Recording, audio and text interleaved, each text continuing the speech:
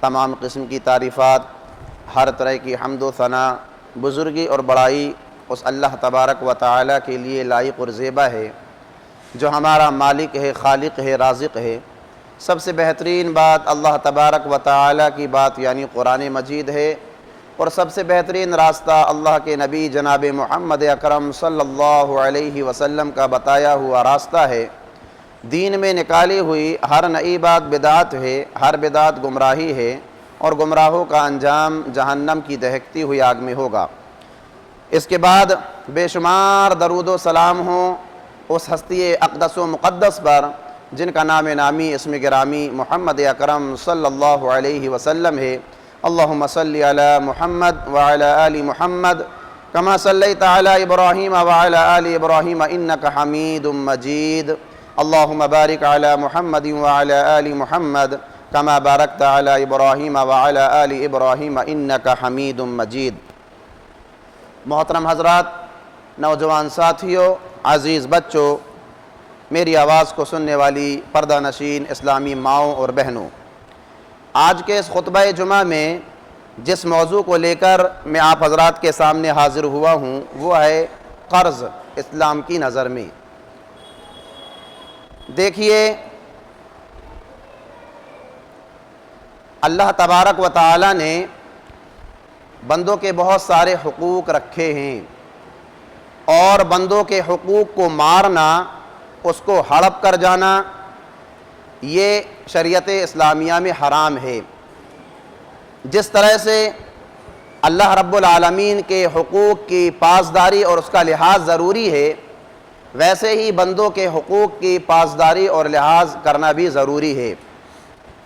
بندوں کے حقوق بہت سارے ہیں۔ آج خطبہ جمعہ میں قرض کے تعلق سے چند اہم اور ضروری باتیں آپ حضرات کے سامنے رکھنے کی کوشش کروں گا کہ پیارے نبی جناب محمد اکرم صلی اللہ علیہ وسلم نے قرض کے تعلق سے کس طرح کی تعلیمات دی ہیں، اور کیا پیارے نبی جناب محمد اکرم صلی اللہ علیہ وسلم بھی قرض لیا کرتے تھے، اور کون سی وہ دعائیں ہیں جو پیارے نبی جناب محمد اکرم صلی اللہ علیہ وسلم قرض سے پناہ مانگنے کے لیے مانگا کرتے تھے۔ میرے اسلامی بھائیوں، آج ہم اپنے معاشرے کا جائزہ لیں۔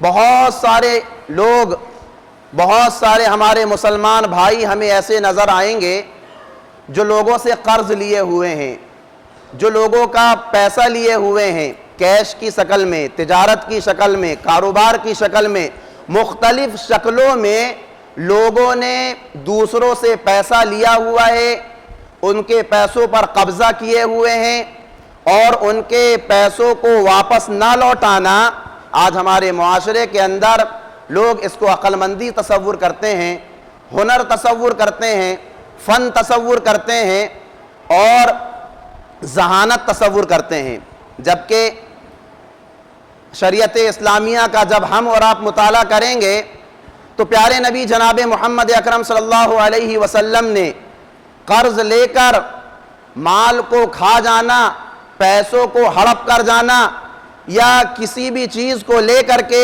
اس کو ضائع کر دینا، سامنے والے کو وہ چیز واپس نہ کرنا، اس کی سخت وعیدیں سنائی ہیں۔ قرآن مجید کی جو آیت کریمہ آپ حضرات کے روبرو ابھی تلاوت کی گئی خطبہ مسنونہ کے بعد، اس میں اللہ تبارک و تعالی فرما رہا ہے ان اللہ یأمرکم ان تؤدوا الامانات الی اہلہا، کہ بے شک اللہ تبارک و تعالی تمہیں حکم دیتا ہے، یہ اللہ کا آرڈر ہے، یہ اللہ کا حکم ہے، اور جب اللہ رب العالمین کسی بات میں حکم دے، آرڈر دے، تو وہ چیز ہمارے لیے واجب ہو جاتی ہے، ضروری ہو جاتی ہے۔ تو اللہ رب العالمین فرما رہا ہے کہ اللہ تبارک و تعالی تمہیں حکم دیتا ہے، تمہیں آرڈر دیتا ہے کہ لوگوں کی امانتیں جو تمہارے پاس رکھی ہوئی ہیں وہ امانتیں تم ان تک کے پہنچا دو، ایمانداری کے ساتھ، امانت داری کے ساتھ لوگوں کی امانتیں جو ہیں ان کے اہل، ان کے حقداروں تک کے جو ہے وہ واپس کر دو۔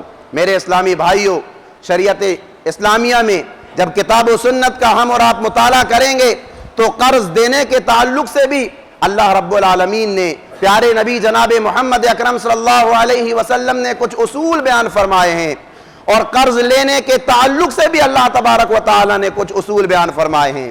یہ اصول ہمیں اور آپ کو جو ہے اچھی طرح سے اپنے دل اور دماغ میں بٹھا لینا چاہیے. اللہ تبارک و تعالی قرض دینے کے تعلق سے یہ بیان فرما رہا ہے کہ جب تم کسی کو قرض دو وَإِن كَانَ ذُو عُسْرَةٍ فَنَظِرَةٌ إِلَىٰ مَيْسَرَةٍ، کہ جب تم کسی کی ہیلپ کرو قرض دے کر، مال دے کر، کاروبار میں مدد کر کے، تجارت میں مدد کر کے، تو اس کی حالت سدھرنے تک تنگ دست کو مہلت دو. اس کی حالت بہتر ہو جائے. وہ تنگ دست جس نے آپ سے پیسہ لیا ہے، آپ سے مال لیا ہے، آپ دیکھ رہے ہو کہ اس کی حالت ابھی بہتر نہیں ہے، اللہ رب العالمین فرما رہا ہے تھوڑی سی تم اس کو مہلت دے دو. ایسا نہ ہو کہ وقت مکمل ہو گیا آپ ٹارچر کرنا شروع کر دو، پریشان کرنا شروع کر دو، جبکہ تم دیکھ رہے ہو کہ وہ ابھی تنگ دست ہے، مجبور ہے، وہ تمہارے پیسوں کو تم تک نہیں پہنچا سکتا. تو ان کو ٹارچر نہ کرو، ان کو پریشان نہ کرو. لیکن جب تم دیکھو کہ ان کے پاس مال ہے، دولت ہے، اچھا کھا رہے ہیں، اچھا پہن رہے ہیں، عالیشان محلات میں رہ رہے ہیں، گاڑیوں میں گھوم رہے ہیں، تو پھر تم جو ہے مطالبہ کر سکتے ہو، اور ایسے لوگوں سے مطالبہ کرنا چاہیے. تو میرے اسلامی بھائیوں، یہ وہ اصول ہے جو قرض دینے والوں کے تعلق سے اللہ تبارک و تعالی نے قرآن مجید کے اندر بیان فرمایا ہے. اور جو لوگ قرض لینے والے ہیں ان پر کچھ پابندیاں ہیں. سب سے پہلی پابندی تو یہ ہے کہ ضرورت پر قرض لیا جائے. بغیر ضرورت کے قرض لینا یہ اچھی بات نہیں ہے، یہ بہتر بات نہیں ہے. ضرورت پڑے تو ہی قرض لیا جائے، اور وہ ضرورت جائز ہو. ناجائز ضرورت پر قرض لینا اچھی بات نہیں، درست بات نہیں. جائز ضرورت ہے تو ہی قرض لیا جائے. ہمارے گھر میں اگر شادی ہو رہی ہے اور ہمارے گھر کی شادی بہتر آسان طریقے سے ہو سکتی ہے، سادے اور سمپل طریقے سے ہو سکتی ہے، دلہا لڑکے والا یہ کہہ رہا ہے کہ مجھے لڑکی کے گھر سے کوئی سامان نہیں چاہیے، نہ ہمیں جہیز چاہیے، نہ ہمیں کھانے کا کوئی انتظام چاہیے، آپ تو سادے اور سمپل طریقے سے جو ہے نکاح کر کے اپنی بیٹی کو ہمارے سپرد کر دو. اب معاشرے کے اندر اپنی ناک کو کھڑی رکھنے کے لیے، لوگوں میں واہوائی عام کرنے کے لیے، لوگوں میں چرچے عام کرنے کے لیے قرض لے رہے ہیں، اور پھر قرض لے کر کے جو ہے شادی کر رہے ہیں. یہ اچھی اور درست بات نہیں ہے. اسی طرح سے ہمارے پاس سواری موجود ہے، ہمارے پاس گاڑی موجود ہے، لیکن میرا دوست ہے، میرا پڑوسی ہے، اس کے پاس بہتر قسم کی گاڑی ہے، میرے گھر میں بھی وہ گاڑی ہونا چاہیے. گرچہ قرض لینے کی ضرورت پڑ جائے تو قرض لے لیا جائے. تو میرے اسلامی بھائیوں، اس طرح سے بلا ضرورت قرض لینا جو ہے یہ جائز اور درست نہیں ہے. اس سے ہمیں اور آپ کو جو ہے اجتناب کرنا چاہیے. اسی طرح سے قرض واپس کرنے کی نیت سے قرض لیا جائے. قرض ہڑپ کرنے کی نیت سے قرض نہ لیا جائے. ہمارے اندر یہ نیت ہونی چاہیے کہ ہم جو مال لے رہے ہیں ہم اس مال کو واپس کر دیں گے، اور جیسے ہی اسباب ہوں گے ویسے ہی ہم اس مال کو واپس کر دیں گے. تو اس نیت سے قرض لیا جائے، اور قرض ادا کرنے کے ذرائع ہمارے پاس موجود ہوں تو ہی قرض لیا جائے. ہم قرض لے رہے ہیں لیکن قرض ادا کرنے کے ہمارے پاس ذرائع موجود نہیں ہیں، تو یہ مناسب نہیں ہے کہ ہم سامنے والے سے قرض لیں. تو میرے اسلامی بھائیوں، یہ کچھ اصول ہیں، کچھ ضوابط ہیں جو شریعت اسلامیہ نے قرض دینے والے کے تعلق سے اور قرض لینے والے کے تعلق سے بتائے ہیں. اسی طرح سے میرے اسلامی بھائیوں، قرآن مجید کے اندر ایک سورت ہے، سورۃ البقرہ. یہ قرآن مجید کی سب سے بڑی سورت ہے، احکامات سے بھرپور سورت ہے. بہت سارے احکامات اللہ تبارک و تعالی نے سورۃ البقرہ کے اندر بیان فرمائے ہیں. اس کے اندر اللہ رب العالمین نے آدمی کے مال کی ضرورت جس سے پوری ہوتی ہے اس کے 3 ذرائع بیان کیے ہیں کہ 3 ذرائع سے آدمی اپنے مال کی ضرورت کو پورا کرتا ہے. سورۃ البقرہ کا مطالعہ کیجئے. پہلا ذریعہ اللہ رب العالمین نے قرآن مجید کے اندر بتایا سود، اور دوسرا ذریعہ صدقہ، اور تیسرا ذریعہ قرض. یہ 3 ذرائع ہیں کہ ان 3 ذرائع سے انسان اپنے مال کی ضرورت کو پورا کرتا ہے. میرے اسلامی بھائیوں، سود کے تعلق سے اللہ رب العالمین نے قرآن مجید کے اندر یہ بیان فرما دیا کہ سود یہ مسلمانوں پر حرام قرار دے دیا گیا ہے. سود یہ حرام ہے، اور پیارے نبی جناب محمد اکرم صلی اللہ علیہ وسلم نے سود کے تعلق سے یہ بات بیان فرمائی کہ سود کا 1 درہم آدمی جو جان بوجھ کر کھاتا ہے وہ 36 مرتبہ زنا کرنے سے زیادہ سخت ہے۔ یہ کتنا بدترین جرم ہے جو پیارے نبی جناب محمد اکرم صلی اللہ علیہ وسلم نے حدیث مبارکہ کے اندر بیان فرمایا۔ اور ایک حدیث میں اللہ کے نبی جناب محمد اکرم صلی اللہ علیہ وسلم نے فرمایا کہ سود کے 70 درجے ہیں، 70 دروازے ہیں، 70 درجے ہیں، اور ان میں سب سے نچلا درجہ یہ ہے کہ آدمی اپنی ماں سے نکاح کرے اور اس کے ساتھ زنا کرے۔ اللہ اکبر! غور کرنے کی بات ہے، آج ہم نے سود کو جو ہے ایک معمولی سا گناہ سمجھا ہوا ہے، اور بہت سارے لوگ تو اس کو گناہ بھی تصور نہیں کرتے، کسی نہ کسی طرح سے ہیلا بہانہ بنا کر اور جو ہے بہانے بنا کر اس کو جائز قرار دینے کی کوشش کرتے ہیں۔ تو میرے اسلامی بھائیوں، شریعت اسلامیہ کے اندر اللہ تبارک و تعالی نے سود کو حرام قرار دیا ہے، اور قرآن مجید میں اللہ تبارک و تعالی نے فرمایا کہ جو لوگ سود کھاتے ہیں قیامت کے روز وہ قبر سے اس حال میں اٹھیں گے گویا کہ وہ پاگل اور مجنوں ہوں گے۔ تو میرے اسلامی بھائیوں، پتہ یہ چلا کہ سود کے ذریعے سے مال کو کمانا یہ راستہ ہی بند ہے، اس کی طرف ہمیں سوچنا بھی نہیں چاہیے، دماغ بھی نہیں لگانا چاہیے، عذر تلاش کرنے کی کوشش بھی نہیں کرنی چاہیے۔ یہ راستہ شریعت نے ہمارے اور آپ کے لیے بند کر لیا ہے۔ اب 2 راستے بچے ہیں، دوسرا راستہ ہے صدقہ اور تیسرا راستہ ہے قرض۔ میرے اسلامی بھائیوں، بہت سارے لوگ ہیں جن کا ضمیر اس بات کو گوارا نہیں کرتا کہ صدقہ و خیرات کے ذریعے، زکوٰۃ کے ذریعے، لوگوں کے تعاون اور مدد کے ذریعے وہ اپنی ضرورتوں کو پورا کرے۔ بہت سارے لوگ ہوتے ہیں کہ ان کا ضمیر اس بات کو گوارا نہیں کرتا۔ اب بچی تیسری چیز جس کو ہم اور آپ قرض کے نام سے جانتے ہیں، انسان اس کو ایکسپٹ کر لیتا ہے اس لیے کہ اس میں لینا ہے اور دینا ہے، اس میں لینا ہے اور دینا ہے۔ تو میرے اسلامی بھائیوں، قرض کے تعلق سے شریعت اسلامیہ نے جو احکامات بتائے ہیں، جو وعیدیں بتائی ہیں، جو تعلیمات بتائی ہیں، ان تعلیمات کو ہمیں اور آپ کو اپنے دل اور دماغ میں اچھی طرح سے بٹھا کر رکھنا چاہیے۔ آج کتنے سارے مسلمان بھائی ایسے ہیں، اکثریت مسلمانوں کی ایسی ہے جو قرض میں ڈوبی ہوئی ہے، لوگوں کے مال کو اپنے پاس رکھ کر، لوگوں کے مال کو اپنے پاس رکھ کر اس طرح سے جی رہے ہیں گویا کہ مانو کہ ان لوگوں نے سامنے والوں سے قرض لیا ہی نہ ہو۔ میرے اسلامی بھائیوں، یاد رکھیے کل جب قیامت قائم ہوگی اور ہم سب کے سب اللہ رب العالمین کے سامنے حاضر ہوں گے، وہاں اللہ رب العالمین انصاف کرے گا، اللہ رب العالمین کا وہاں عدل ہوگا، اللہ رب العالمین حقوق دلائے گا، اور حقوق العباد میں اللہ رب العالمین ایسی سختی کرے گا، ایسی سختی کرے گا، یعنی کہ لوگوں کے مالوں کو اگر ہم نے ہڑپ کیا ہوگا، دبا کر اپنے پاس رکھا ہوگا، تو حقوق العباد کے معاملے میں جو بھی ہم سے کوتاہی اور لغزشیں ہوئی ہوں گی، اللہ رب العالمین ایسی سختی کرے گا، ایسی سختی کرے گا کہ یہاں تک ہم دیکھیں گے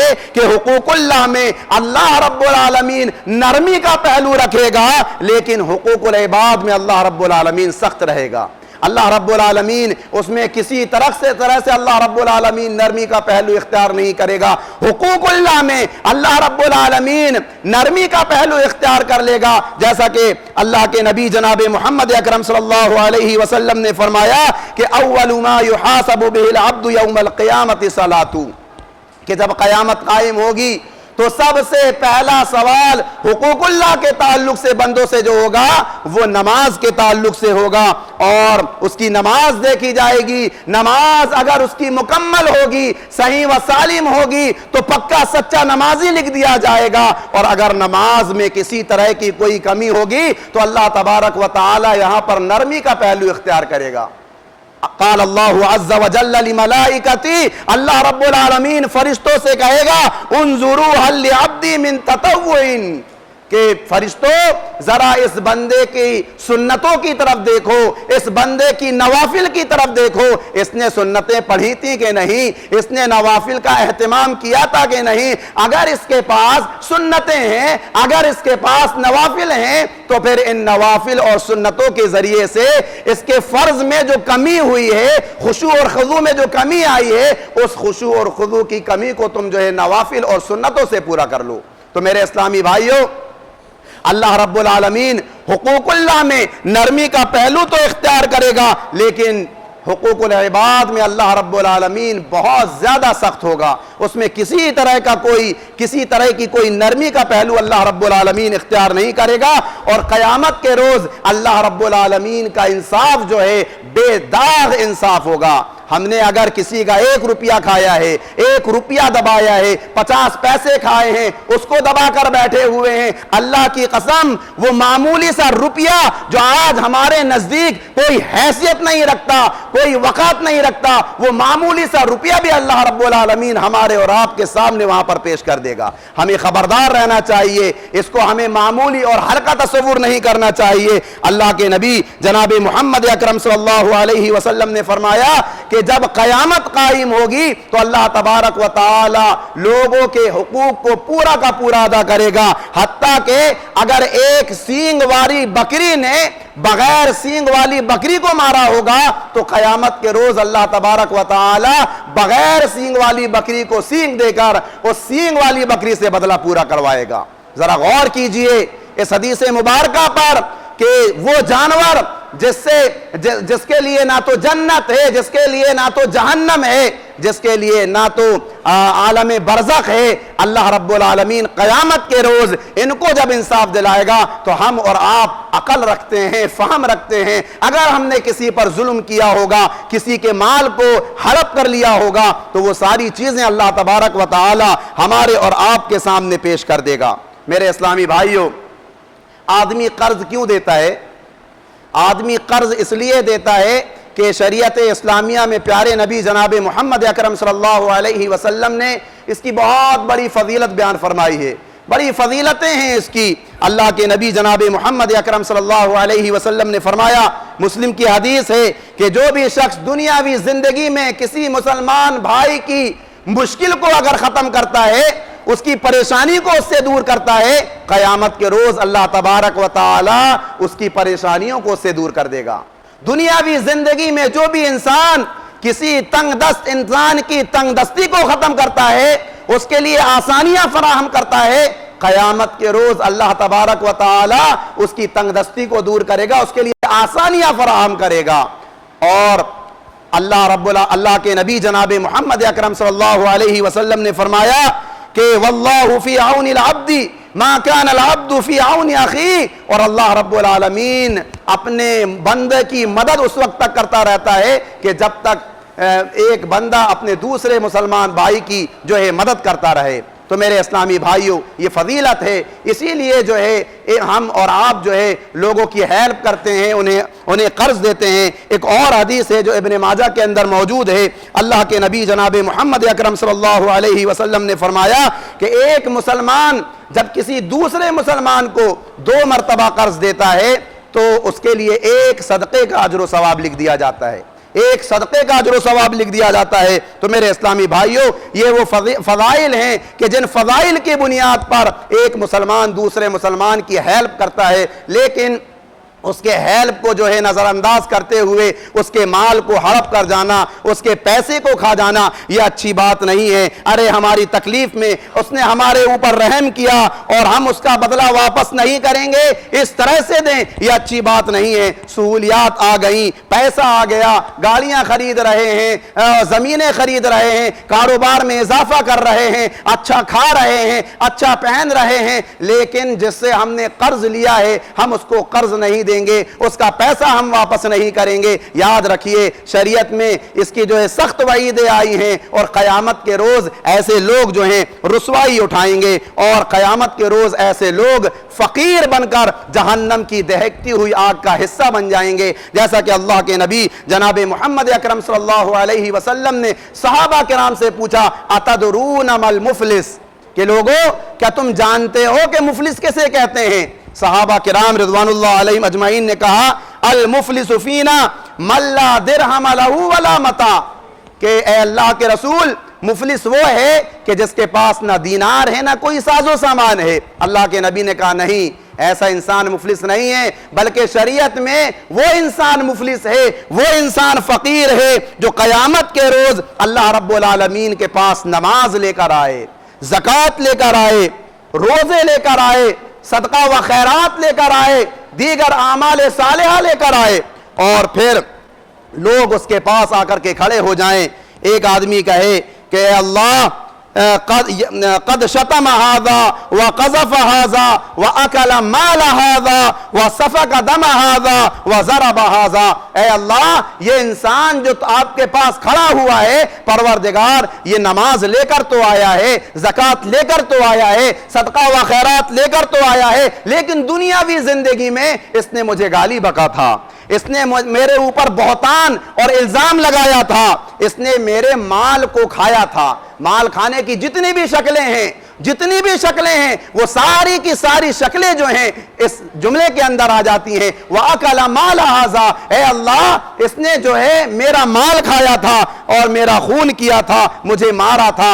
اللہ رب العالمین فیصلہ کرے گا، لوگ آتے جائیں گے، اس بندے کی نیکیاں اٹھا کر اس کو دیا جائے گا، پھر اس کے پاس کی نیکیاں ختم ہو جائیں گی، اور تب بھی جو ہے لوگ آ کر فریاد کریں گے اللہ رب العالمین سے۔ پھر کیا ہوگا؟ اللہ رب العالمین لوگوں کے گناہوں کو اس شخص کے اوپر ڈال دے گا، پھر حشر یہ ہوگا، انجام یہ ہوگا کہ وہ جہنم کی دہکتی ہوئی آگ کا حصہ بن جائے گا۔ میرے اسلامی بھائیوں، آج ہم قرض لے کر اس کو دبا لینے کو، اس کو کھا جانے کو عقل مندی تصور کرتے ہیں، ذہانت تصور کرتے ہیں، لوگوں کے مال کو ہڑپ کر جانے کو عقل مندی اور فن تصور کرتے ہیں۔ یاد رکھیے قیامت کے دن ذلت اور رسوائی ہوگی۔ وہ لوگ جو قرض لے کر قرض واپس نہیں کرتے، سوچتے بھی نہیں۔ بخاری کتاب الکفالہ کی حدیث ہے، حضرت سلمہ بن اکوع رضی اللہ عنہ بیان کرتے ہیں، پیارے نبی جناب محمد اکرم صلی اللہ علیہ وسلم کے پاس ایک جنازہ لایا گیا کہ اللہ کے رسول آپ کی اس کی نماز جنازہ ادا کر دیجئے۔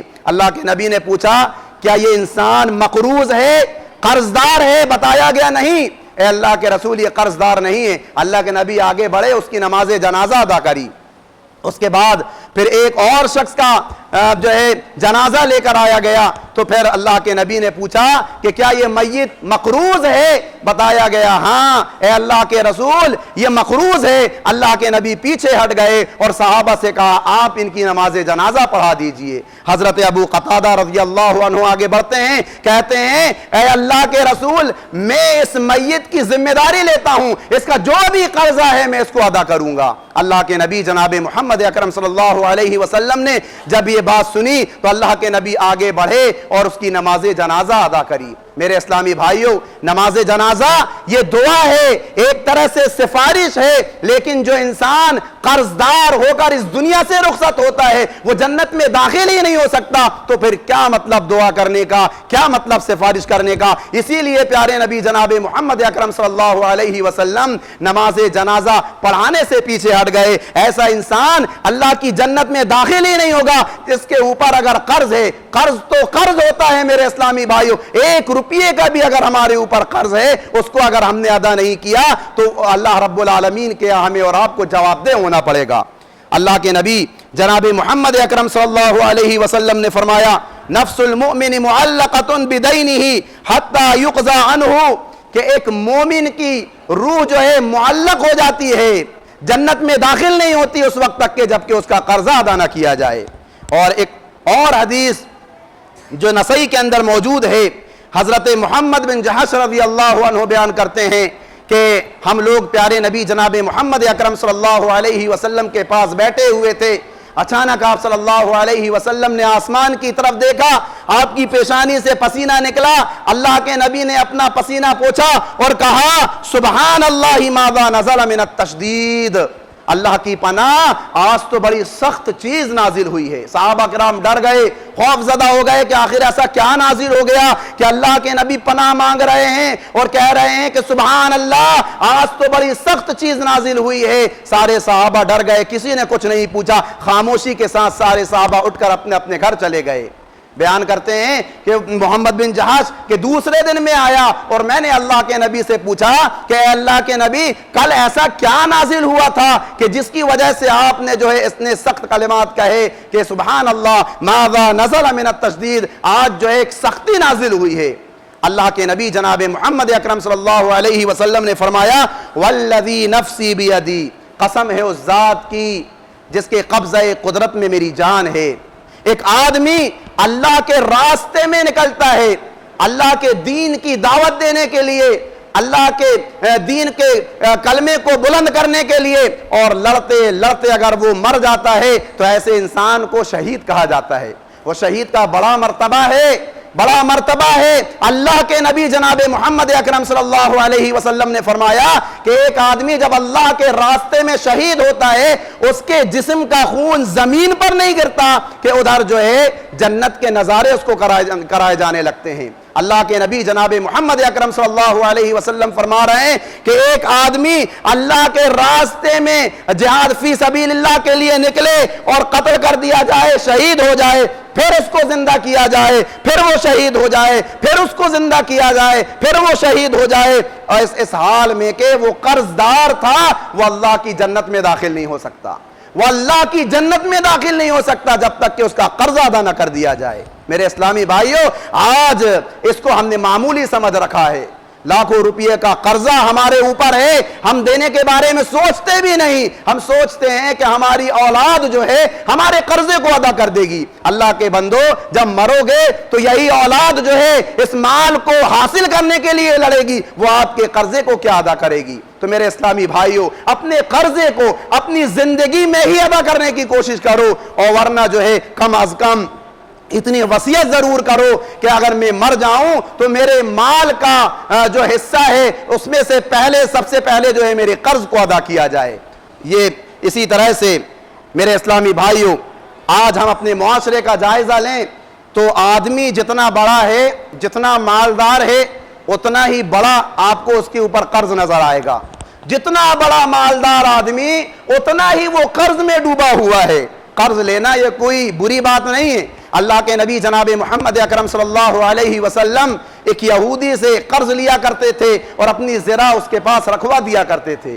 حضرت عائشہ صدیقہ رضی اللہ عنہا یہ اپنے پڑوسن سے تیل ادھار مانگا کرتی تھی۔ قرض لینا کوئی بری بات نہیں ہے، لیکن قرض لے کر کے اس کو ہڑپ کر جانا، اس کو ادا نہ کرنا، یہ بری بات ہے۔ آج ہمارے معاشرے میں ہوتا کیا ہے؟ لیتے وقت بڑی عاجزی کے ساتھ، انکساری کے ساتھ، لاچاری اور مجبوری پیش کرتے ہوئے، نرم لہجے میں بڑے بہترین انداز میں گفتگو کرتے ہوئے قرض مانگتے ہیں، اور جب قرض مل جاتا ہے تو پھر شیر بن جاتے ہیں، قرض ادا کرنے کے بارے میں سوچتے بھی نہیں۔ تو یہ بہت بڑا جرم ہے، لہذا ہمیں اور آپ کو جو ہے اس کی طرف توجہ دینا چاہیے۔ جب بھی قرض لو تو دینے کی نیت سے قرض لو، اگر ہم ہڑپ کرنے کی نیت سے قرض لیں گے تو نقصان ہی نقصان ہوگا۔ بخاری کی حدیث ہے، اللہ کے نبی جناب محمد اکرم صلی اللہ علیہ وسلم نے فرمایا کہ جو آدمی اس نیت سے قرض لیتا ہے کہ میں اس کو واپس کر دوں گا، تو اللہ رب العالمین اس کے لیے ایسے اسباب اور وسائل پیدا کر دیتا ہے، اس کے کاروبار میں اتنی برکت ڈال دیتا ہے، اس کی روزی کے ایسے دروازے کھول دیتا ہے کہ وہ قرض کو ادا کر دیتا ہے۔ اس لیے کہ انما الاعمال بالنیات، اعمال کا دار و مدار نیتوں پر ہے۔ لیکن اگر کوئی انسان اس نیت کے ساتھ قرض لے کہ میں اس کے قرض کو ہڑپ کر جاؤں گا، میں اس کو ڈبا دوں گا، اس کو میں تباہ و برباد کر دوں گا، تو پھر اللہ رب العالمین اس کو ہی تباہ و برباد کر کے رکھ دیتا ہے۔ اس کی روزی اور روٹی کے دروازوں کو اللہ تبارک و تعالی بند کر دیتا ہے۔ اور صرف اتنا ہی نہیں بلکہ پیارے نبی جناب محمد اکرم صلی اللہ علیہ وسلم نے فرمایا کہ جب قیامت قائم ہوگی اور لوگ اللہ رب العالمین کے سامنے حاضر ہوں گے تو دنیاوی زندگی میں وہ لوگ جو لوگوں سے قرض اس نیت کے ساتھ لیتے تھے کہ ہم اس کو واپس نہیں کریں گے، اللہ رب العالمین کے سامنے اس حال میں پیش کیے جائیں گے گویا کہ وہ چور ہیں۔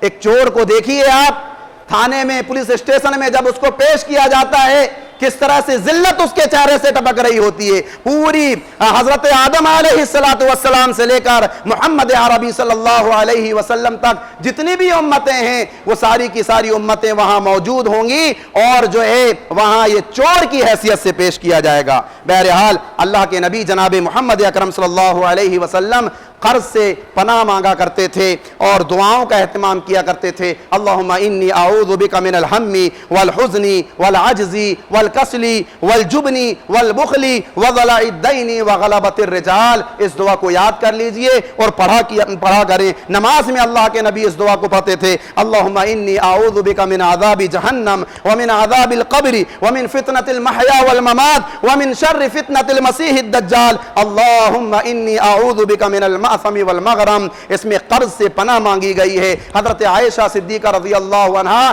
اللہ کے نبی سے کہتی ہیں اے اللہ کے نبی آپ قرض سے اتنی پناہ کیوں مانگتے ہیں؟ اللہ کے نبی نے کہا کہ میں قرض سے پناہ اس لیے مانگتا ہوں کہ جب انسان قرض لے لیتا ہے نا تو بات کرتا ہے تو جھوٹ بولتا ہے, وعدہ کرتا ہے تو وعدہ خلافی کرتا ہے, اور امانت جب اس کے پاس آ جاتی ہے تو امانت میں خیانت کرنے لگتا ہے. یہی تو نفاق ہے, یہی تو گناہ ہے. اس لیے جو ہے میں اللہ رب العالمین سے پناہ مانگتا ہوں. ایک اور دعا ہے, اللہ کے نبی نے بتایا کہ پہاڑ کے برابر بھی اگر آپ کے پاس قرض ہے, آپ اگر دینے کی نیت سے قرض لیتے ہیں اور اس دعا کا اہتمام کرتے ہیں تو اللہ رب العالمین ایسے اسباب پیدا کرے گا کہ آپ آسانی کے ساتھ جو ہے اپنے قرض کو ادا کر دیں گے.